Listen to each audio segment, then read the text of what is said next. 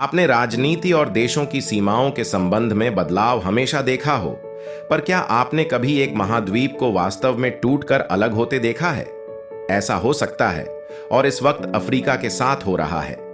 2005 में इस महाद्वीप के 60 किलोमीटर लंबे फैलाव में केवल 10 दिनों के अंदर एक बड़ी दरार देखी गई थी, और तब से इस दरार का फैलना जारी है और आखिरकार जमीन के 2 टुकड़े हो जाएंगे और एक बिल्कुल नए समुद्र का जन्म होगा।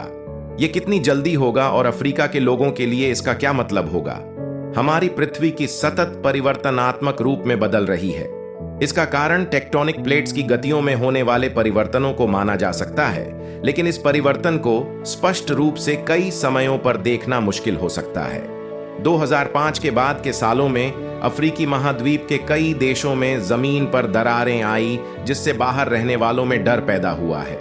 पर यह डराने दिखने में जितनी भी डरावनी हो, जानकारों का कहना है कि ये हमें इस बारे में काफी कुछ सिखाएगी कि हमारी दुनिया कैसे बनी थी। क्या आपने कभी पूर्वी अफ्रीकी रिफ्ट के बारे में सुना है? हाँ, मैंने पूर्वी अफ्रीकी रिफ्ट के बारे में सुना है।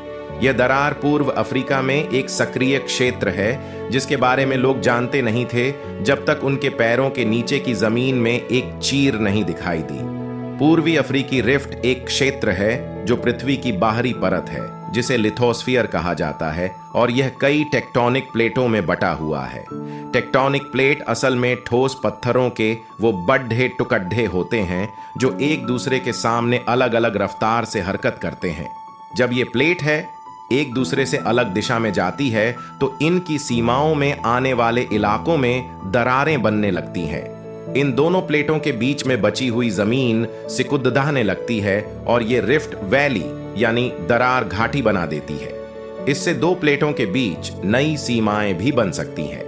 पूर्वी अफ्रीकी रिफ्ट के मामले में अफ्रीकी टेक्टोनिक प्लेट टूटकर 2 छोटी प्लेटों में बन रही है, सोमाली और न्यूबियन प्लेट।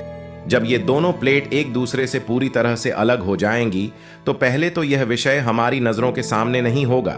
यह सच है कि जमीन पर जलवायु परिवर्तन के चिन्ह महसूस किए जाते हैं, लेकिन वैज्ञानिकों का मानना है कि इस महाद्वीप के पूरी तरह से टूटने में और करीब 1000 साल लग सकते हैं।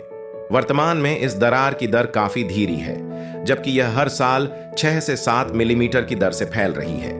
जैसे जैसे ये प्लेट दूर होती जाएगी, वह एक दूसरे के साथ और भी दूर जाएंगी। इससे एक नया समुद्र उत्पन्न होगा, रिफ्ट वैली उदयन और गहरी हो जाएगी, और इससे नए समुद्र का जन्म होगा।